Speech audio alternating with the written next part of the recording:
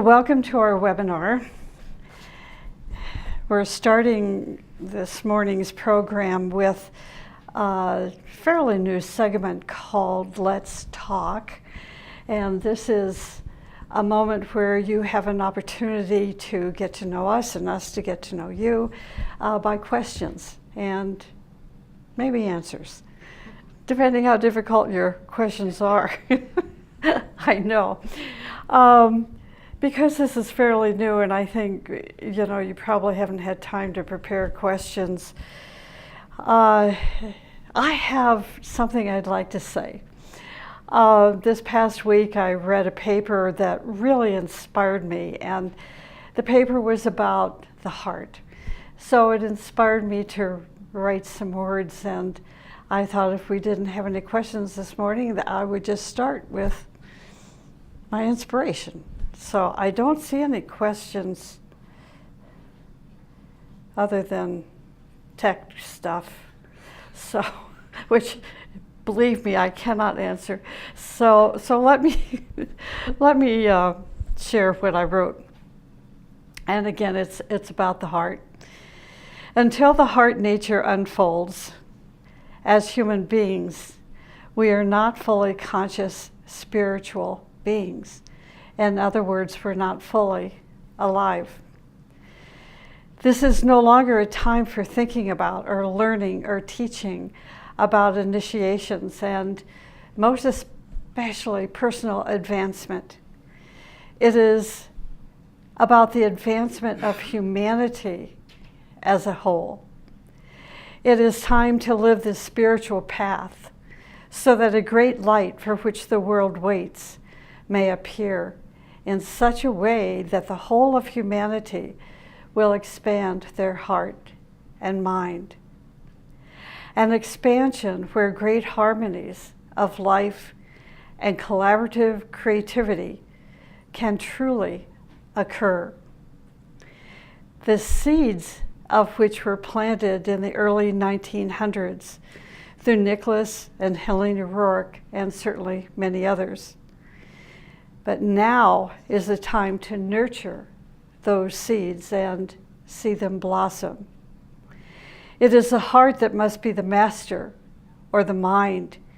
Master of the mind, or humanity will return to the patterns of the Atlantean times, which ultimately self-destructed. It is the path of the heart that leads us to the mountaintop, to the Most High.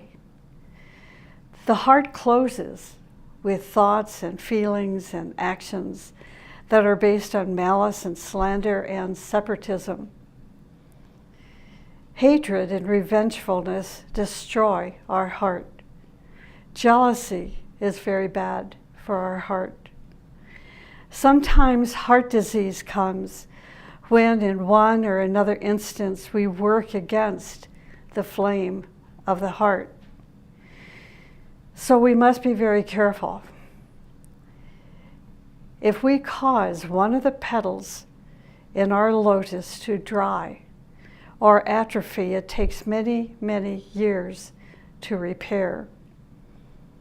And this is why King Solomon said, guard the temple of your heart.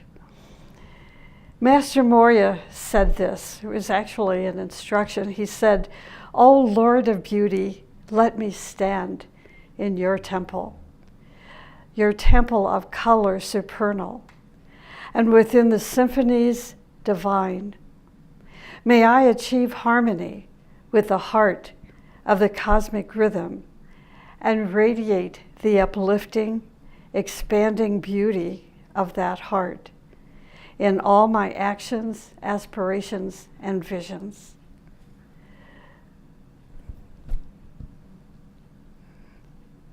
Powerful, isn't it? The times that we are in. What I observe is that we are becoming increasingly more intellectual and less respectful of the power of one's heart. The source of love, the source of compassion, the source of joy, the source of caring for one another. and the source of healing. Truly, it is not the mind that heals our problems. It is the balance of the heart and mind. So this morning I'm talking about the spirit of gratitude. Shakespeare said, "I hate ingratitude more in a man than lying, vainness, babbling, drunkenness, or any taint of vice whose strong corruption inhabits our frail blood." That was from the 12th night. There is a beautiful axiom by the American abolitionist and clergyman Henry Ward Beecher that touches on the subject of gratitude. Excuse me. He said, "Gratitude is the fairest blossom which springs from the soul." There was quite a family, the Beecher family. I looked the family up. There are a lot of people in the family. I think they had 6 or 7 siblings, and each of them were remarkable in their own right, and we know of some of them. Anyway, so let me repeat this. He said, "Gratitude is the fairest blossom which springs from the soul." It's thought-provoking to recognize that in those moments when we feel genuine gratitude, we can physically feel a tugging warmth in the area of the heart chakra, as though the emotion were truly springing forth from us, as Beecher described, to touch that thing or person for whom we are thankful. It is easiest to be grateful for tangible, physical things that sustain our bodies, but it is harder to show gratitude for the emotional qualities of another which sustains us, like love and loyalty and even courage. It's harder still, I think, to count those spiritual blessings that we receive on the soul level, which help us every moment of our true journey back to oneness. I think that the reason it's harder is because we are not conscious of it. We're not conscious of these spiritual blessings. We're so focused on today's world and materialism and our problems and trying to get ahead that it's like, to me, it's like a great teacher walking in front of us, and we're blind to the greatness of that individual. Now that's someone physically that we're able to see, and I've seen this happen so frequently, that's why I wanted to bring it up, that I've seen people standing there when this great light being has crossed their path, and they're so blind to the light and to the love and to the radiation of this great one, because all they can see is their own little world. So if it's that difficult to recognize the radiation of one who is manifesting their light and love and concern and inspiration, imagine how difficult it is to recognize the blessings that we receive on a soul level. So that's just asking us to be more cognizant, more sensitive, more aware of the super mundane world, more aware than we are aware of the material life.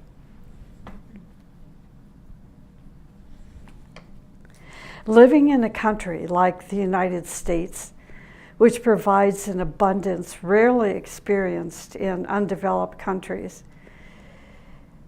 I often see how we as a society are afflicted by a thoughtless arrogance, where the spirit of gratitude has dimmed. Our mechanical, physical senses become so saturated with desire and with expectation that we find it very forbidding and frightening to even accept a condition of lack. At the first experience of deprivation, we will barter our bliss of spirituality in order to satisfy our earthly deprivation or lack. So what does it mean to barter our bliss of spirituality? It means that we throw away the essence of the teachings. We throw away our time spent in service to others.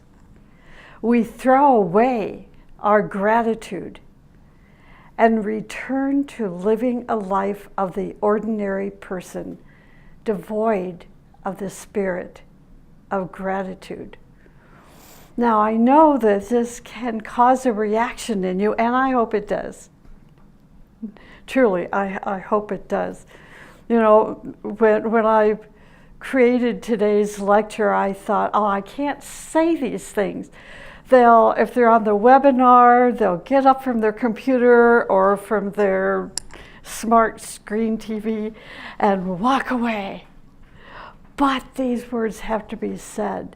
And if they touch anything or cause a reaction within us, then it is a wake-up call for us to really think about our life and the purpose of life and the bliss of spirituality, aka the teaching. And let's not throw away the essence of these teachings. This is one of my favorite stories. I'd love to tell it during the holidays of Thanksgiving. There's a well familiar story about St. Sergius and his disciples from the writings by Helena Rourke her book called On Eastern Crossroads.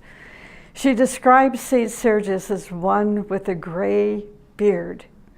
She tells us that his flaming spirit permeates all he gives to others and performs in service. She tells us how his disciples revere him and bow themselves before that mighty prince.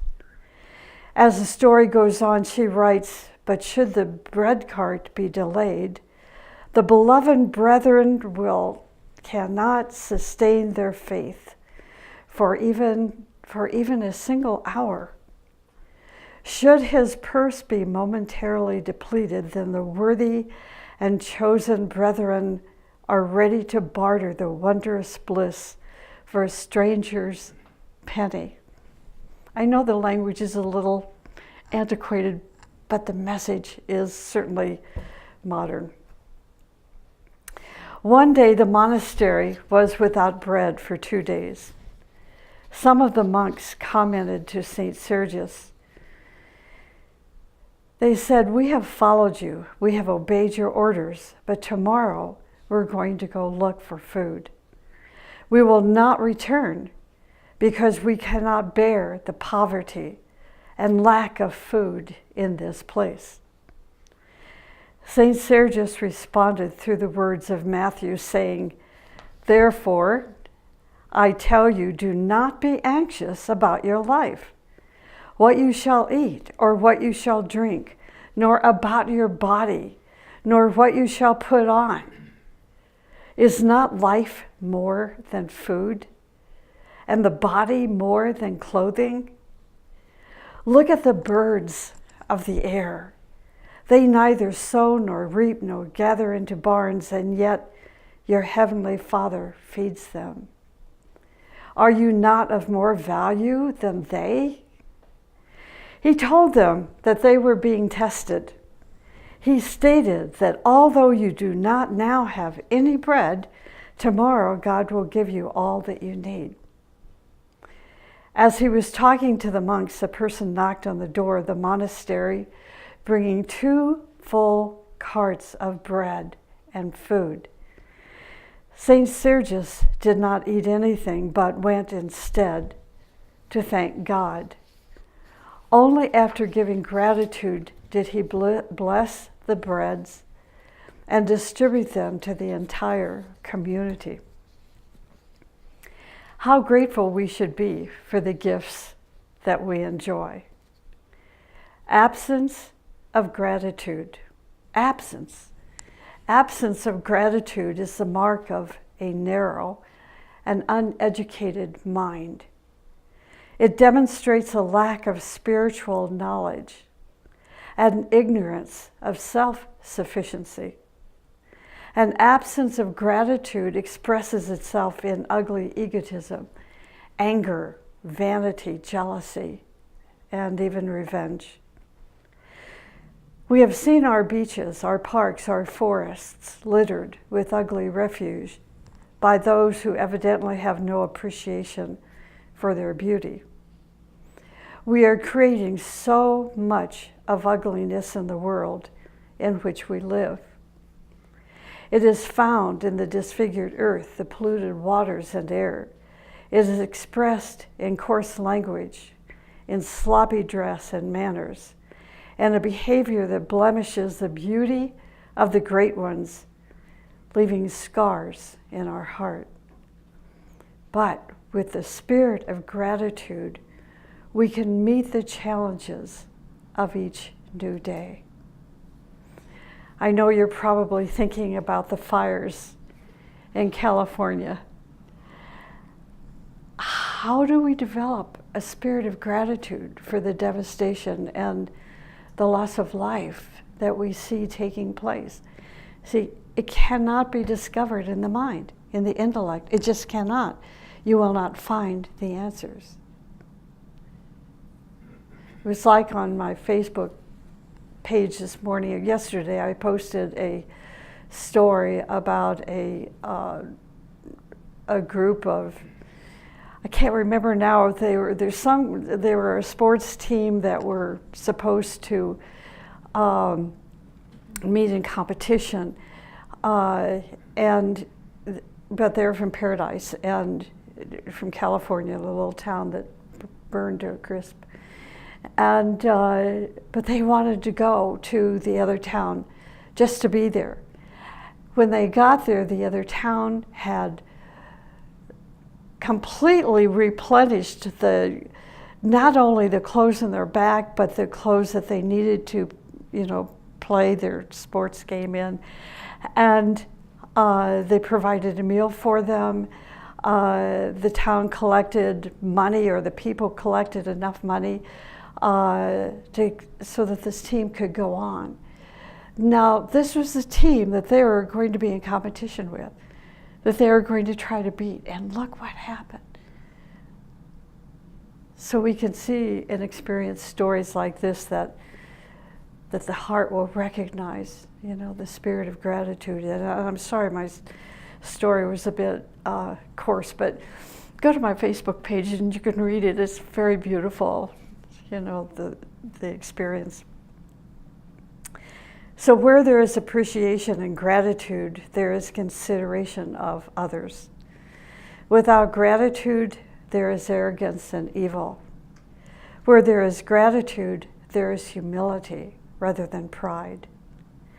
We know that each immersion or incarnation in the dense physical body inevitably obscures the knowledge of the Spirit. We just see this happen. For example, Helena Rourke wrote in the Teachings of the East, "It is indicated that Lucifer came to our earth together with other high spirits who sacrificed themselves for the acceleration of the evolution of the planet and its humanity. However, Lucifer was not the highest among his brethren. And when the time came for him to take on the earthly and dense sheaths, his spirit could not remain on for its former height. In all the following ages, we see him as the fiercest antagonist of his great brothers, who were continuously ascending on the glory of light. Lucifer is now at the head of the dark brotherhood," she wrote, "which is very powerful because it has co-workers among the masses over the entire span of the planet. When we do not believe in the spiritual, in this case the power of the spirit of gratitude, we easily fall into the trap set by the numerous agents of darkness. One of the most beautiful spiritual gifts we have is to outwit the dark agents, the masses of dark agents who try to trap the soul in matter. This gift is called the spirit of gratitude. The spirit of gratitude is a divine gift. The spirit of gratitude is made of the very essence of Christ and the hierarchy of this planet, the spiritual hierarchy of this planet. A great sage once said that a person is equal to his gratitude. Isn't that interesting? Yeah, really think about that. A person is equal to his gratitude. Gratitude is the highest form of respect. It means to appreciate and to give recognition to each other. To be grateful is to have in your consciousness the good deeds and feelings and thoughts that you enjoy in others. It is feeling and expressing gratitude for everything in creation with which we are blessed. So gratitude is a way to radiate our blessings. We must be grateful to the opportunities presented to us, every opportunity, whether it is painful or joyful, is a chance to increase the light within us. Through such opportunities, we build our foundation for the future. I can't help but think about a dear co-worker who just had open heart surgery a week ago. She has so inspired me with her attitude. She is healing herself through the love she has of the teaching, the gratitude she is giving her co-workers. It's like she is, we were all so worried about her, and she's so loving toward us. And I'm so grateful for her courage, so grateful for the courage that she is showing us, that it inspired me for today's talk. It inspired for the Let's Talk segment of today.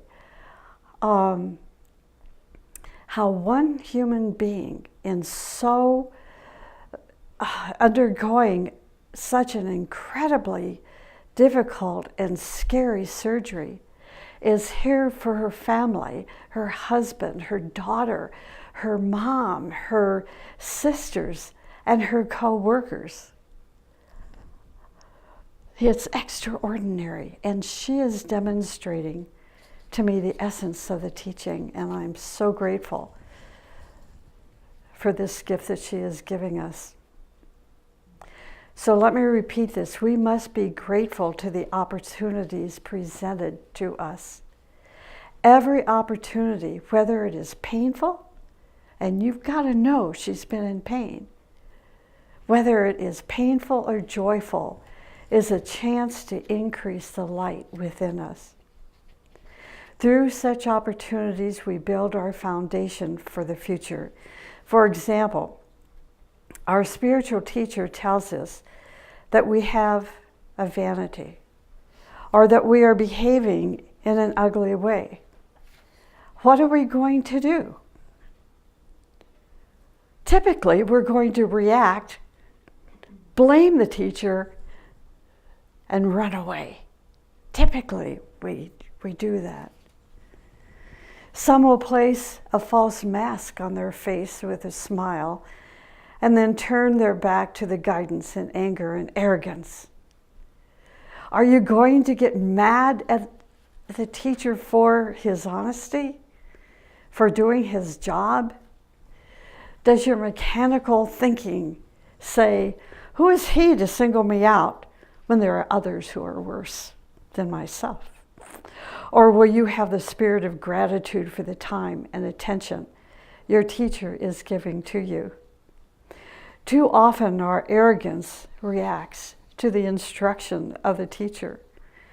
When this happens, our behaviors will lead us into further problems, and the teacher may withdraw his guidance, leaving us to our own earthly devices.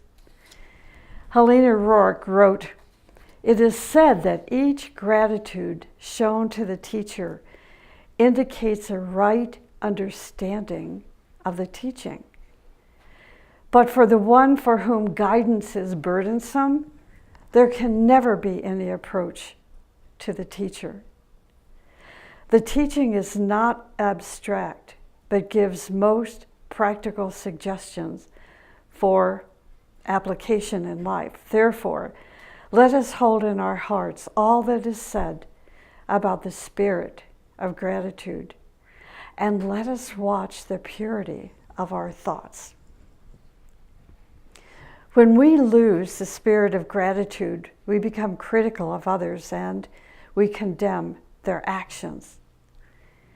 Helena Rourke states, "From continuous repetitions of criticism and condemnations, calluses will appear on the brain. And then, how can one achieve the broadening of consciousness?"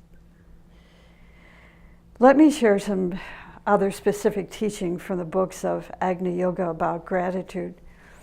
It says the teacher wants to see us apply the spirit of gratitude to the opportunities given to us with solemnity and sincerity. The teacher, Master M, taught, "In the teaching it is said that the flame of devotion and gratitude is above all other fiery offerings. But alas, these two qualities are particularly rare among the inhabitants of this planet, devotion and gratitude." The Great One said, "Gratitude is a great motive force. No one solicits gratitude, but great is the quality of this power. Gratitude acts as a purifier, and whatever has been purified is already easily moved. Thus, gratitude is a means of hastening the path. Gratitude only exalts, purifies, and it attracts new energies." That was from DuBois, paragraph 454. And from the same book, paragraph 31, it says, or verse 31, "The quality of gratitude is the finest purification of the organism. Great is the healing power of the emission of gratitude." So gratitude is an affirmation of the good that exists and the good that is done to oneself or to others by any means. Gratitude is the energy of life passing through a thought form that affirms that the good does exist. Let's take, for example, a thought form we have created of a great teacher. When gratitude runs through this thought form, it affirms and it acknowledges the beauty of the great teachers with a heartfelt reception. It holds with it a sincere decision to carry the torch of their message to as many others as is possible. The power of gratitude creates beneficial radiations within our aura, as well as healing elements. And let me share with this is not, share this idea, this is not something to memorize the teaching and to buy all the books that you can find, buy these great ones, and then go out into the world and pretend that the essence of these teachings are in your heart. See, all you're doing is you're being a parrot. I have a parrot. I inherited a parrot, a Senegal parrot. Every morning I go into the living room where the parrot is and I say, "Good morning, Debbie." And Debbie says, "Hi, Debbie." It's every morning. It's the cutest thing. But what does this have to do with the story? He's parroting me. He is repeating somewhat. He says, "Hi, Debbie," and I say, "Good morning, Debbie." It's a she. And we finally determined it's a she without a lot of feathers, actually. Never have been able to get the feathers to grow.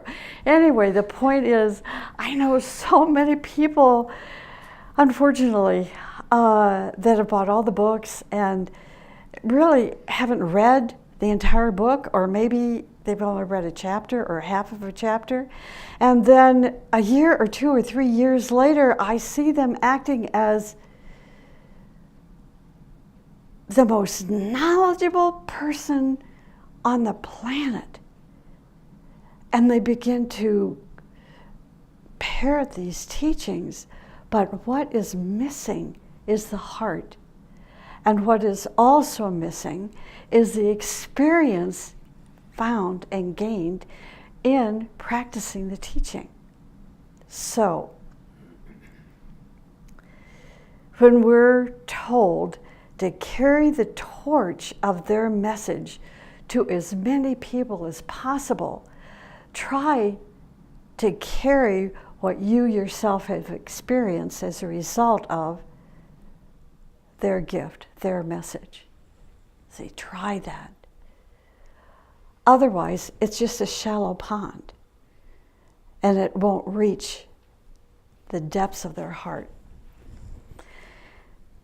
Gratitude purifies our threefold personality. For example, if the forces of gratitude enter into our mental sphere, it eliminates distorted thought forms and illusions, thoughts that are hindrances to our spiritual evolution, thoughts that are harmful or are half-built or in the process of decay within our mental sphere. Master M said that gratitude attracts new energies. This means purified vehicles, thoughts and emotions and actions become more magnetic. So the magnetism of a pure aura increases greatly, and it attracts new energies. Many energies coming from the higher worlds, from stars and constellations, or from great lives, are not attracted by our aura because of its pollution. Only a small percentage of these energies are taken in. Gratitude purifies our aura and makes it magnetic to new energies. It makes us magnetic to these higher energies, and it also exalts us.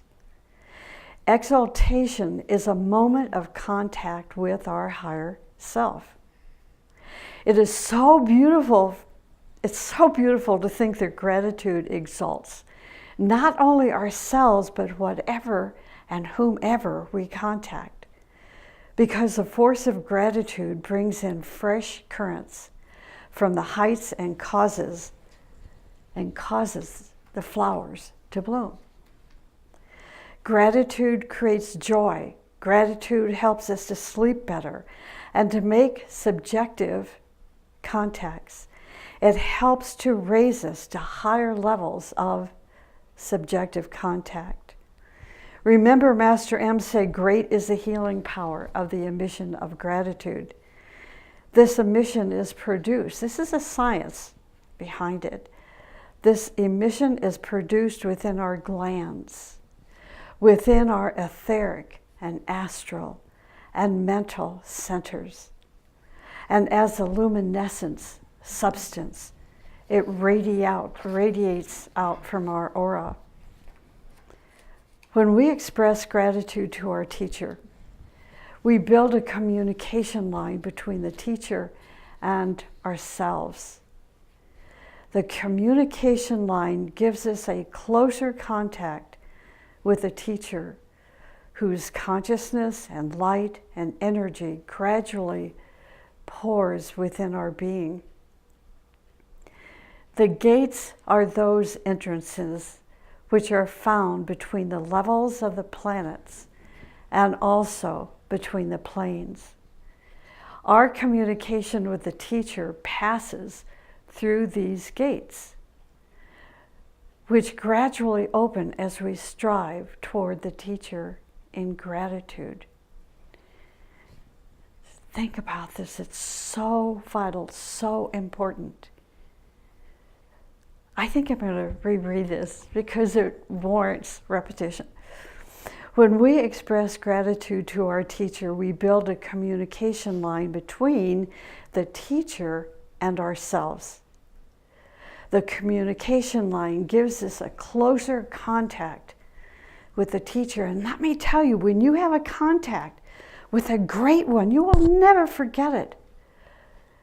And you better, and you will, I shouldn't say you better, I know you will have in that moment the expression of the spirit of gratitude. See, such a contact goes beyond the walls and the roof of the building that we live in. It goes beyond the atmosphere of the planet, and it goes into the supermundane world and life.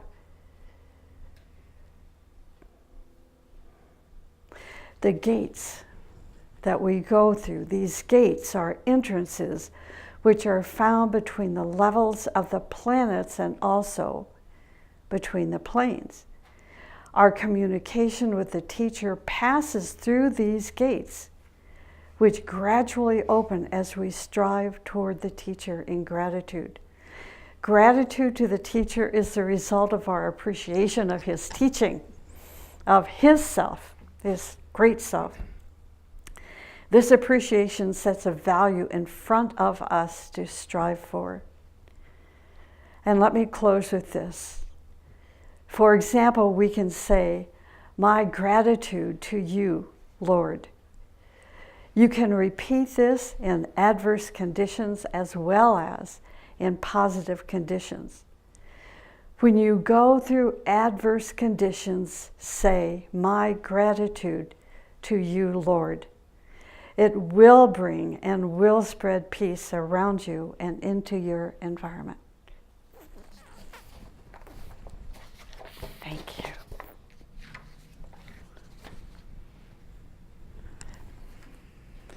So I hope you all have a wonderful Thanksgiving this week. But rather than talking about Thanksgiving, which is pretty much, just a celebration in this country, I wanted to go outside of, this country that really does need the spirit of gratitude to be practiced these days, and think about humanity, think about the world.